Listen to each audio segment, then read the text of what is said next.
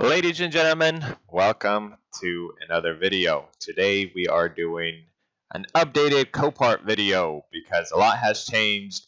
And today actually I am going to kind of tell you guys the tips and tricks I use when shopping for cars on this site. We're going to jump into Oregon Portland North auction, which I am very familiar with. That's why I'm going to use this as an example. And what I want you guys to pay attention to is the document type. Now, every state is different, clearly, and I'm going to show you the logic I use when purchasing cars, and then you can apply this logic to a state in which you are bidding on and see if this works for you. So we're going to open this one. And we're going to look at Oregon Salvage Title Certificate. When I see this, for me, this shows insurance. Lucky that it already shows insurance, but the wording of Oregon Salvage Title Certificate means that you are getting a red totaled title, which is about 95% of the time issued by an insurance company. Now, these have been popping up recently, and I'm assuming with COVID going around, DMV isn't open. Oregon lien paper salvage. So this is kind of, you don't get a title because it hasn't really been processed yet, but you will get it. So it's safe to buy, and I would say this one will also be insurance. But the ones I want to show you is something like that. And here are a few other cars. So here's another one. Washington Vehicle Certificate of Ownership Title. This is a clean title vehicle. And chances of you buying a lemon, so to say, something that has issues, maybe transmission going out, maybe blown head gasket, are pretty high. I personally think you shouldn't be buying any clean title cars from Copart. I've tried it early on when I started doing this business, and every single one of them had major issues. So I stopped doing that. Here's another one, Oregon Certificate of Title. This is also clean title. Same reasons why I wouldn't buy it. It screams huge project, huge issues, and I wouldn't recommend it. The other ones I would stay away from is, so this car is in Portland North, but it's being sold with a Kentucky salvage title. So what is a Kentucky vehicle or a vehicle that's titled in Kentucky doing in Oregon? This is another red flag that I would look for. If you're searching for a car in Texas and it's being sold with Oregon paperwork or New York or whatever, out of state paperwork, always, always, always question it. Something like this is very minor, but Oregon clean title application for duplicate. So I'm assuming it's a lost title application. You know, maybe owner passed away or whatever, and they don't have the title, but you can legally buy it. But again, this is something I would stay away from. Oregon non-public clean title. This one, same thing. And the fact that it's not open to the public, and Oregon is a public state. This one just almost guaranteed it's going to have some kind of major issue. And the last one that I want to show you is this one. So vehicle certification or certificate of title, branded, totaled, and reconstructed. So this will be a blue title, meaning that they bought it from an insurance company with a salvage title.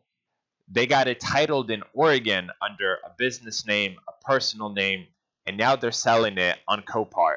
So this is the major difference that I want to show you guys. I'm going to hop between the two screens. So this one and this one are both salvage and or totaled titled vehicles, but just pay attention to the wording. Oregon Certificate of Title Reconstructed.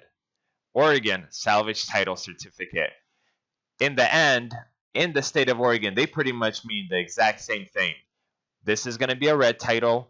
This will be a blue title. Both are exactly the same to register and title and whatnot. This one just shows you it is not an insurance company selling it.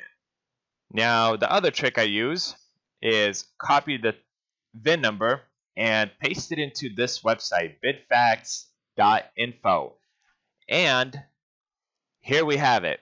So first time this Lexus was sold was January 23rd of 2019. And the seller was an insurance company, National General Insurance. Documentation was New York, Long Island. Let's see what the pictures kind of look like. So it's still kind of pulled apart and whatnot. It sold for $6,900. So it was sold in New York.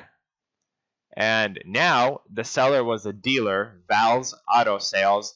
And here we see the Kentucky Lexington West location, and it's sold with a Kentucky Certificate of Title salvage. And here it was sold for $8,000. So some dealer bought it out of New York, brought it to Kentucky, got it titled in Kentucky, and sold it in Kentucky, made a profit. It doesn't look like they changed anything on this car.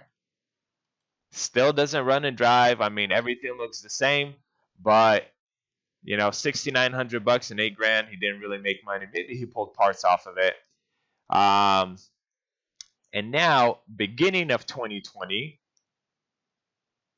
it was sold again for $5,500, and it was sold for the fourth time, now in Portland. And now it's up for sale again in Portland. So you could use this website. I'm sure there's others that will give you a free report. Even if you do a simple Google search, and the trick is you want to put quotes around the VIN number, that will bring up exactly this car, everything that's related to this car. And you could look at images here. So clearly we already saw it coming from the insurance company like this. But sometimes you'll see a car.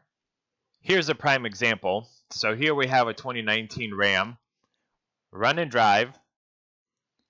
Looks pretty good. And now we run it through this website. And this is all pulled by VIN. So this is the exact same Ram. Here we have it as an engine starts program. And there's our damage. So look at that. Looks like somebody bought it, fixed it up. Who knows if it was a good job or not. But at least now it's a run and drive. And they changed the document to Kentucky just so that less people are wary of what's going on. Here you could see it came out of New York. So they fixed it up, got it titled in their state so less people are suspicious. So it could possibly be sold as an insurance. And here's the other thing. If you pull the VIN in Google, it will show you the image of this Ram being busted. And now this is what it looks like. So it looks a lot better. Doesn't look as bad as this. It's still bad. But my point is, arm yourselves. Use this logic, use this knowledge, and do your due diligence so you don't buy a car or a truck that someone already bought half-assed to fix it up, to trick you, to spend a lot of money. And I personally know people that have purchased vehicles like this and ended up spending a lot more money to fix them because they didn't know. Here's another tool I used for a while, but it hasn't been working very well for me for a little while now.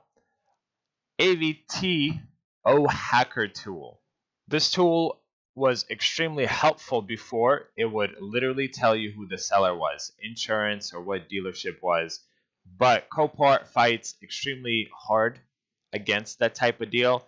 So they're still trying to kind of update this and fix it so it tells you who the seller is.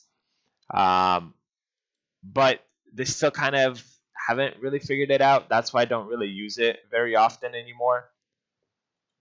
But you guys can definitely try it, play around with it. Again, it's called Avto Hacker Tool. I don't know if I'm pronouncing it very well.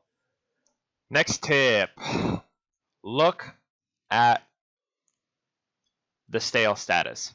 If it says pure sale, in my experience, 95% of the time, this is being sold by an insurance company or say like a financial institution, something of that sort, where they just want to get their money out of it and just get rid of the car. Pure sale is by far my favorite way to purchase cars because, again, in my experience, these have been the most safe purchases. What you see is what you get. My next favorite is minimum bid. Here, insurances, yes, they could sell vehicles on minimum bid. They often do. But the worst one to buy is on approval. This means that the seller has no reserve. They don't have a number in mind. They basically want to get the biggest or the highest bid on a vehicle. And then a Copart agent is going to work with the highest bidder to get him up more so that they could sell the vehicle, or in this case, a semi. And even vehicles that I've sold, if I didn't put a reserve price on them and I tried to sell them as a pure sale, they still sold them on approval. And this leads me to my next tip. If you physically go to a Copart location and you tell them the stock number and you say, show me the title, they will show you the title. And you will be able to see who the seller is. I have stayed away from so many cars using this method. For me, the biggest and number one red flag is when I see a car on approval and I'm interested in it.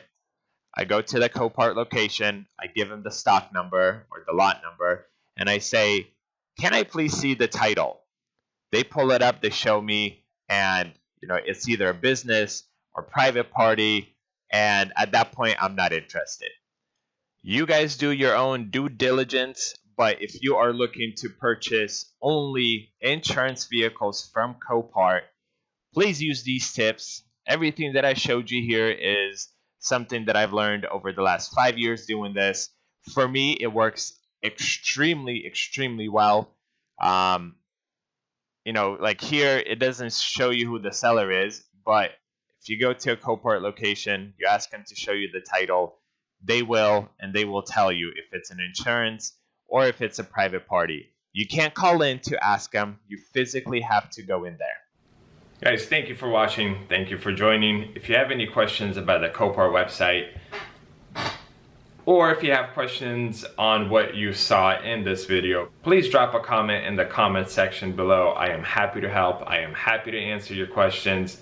Please consider subscribing to this channel, and I will see you guys in another video.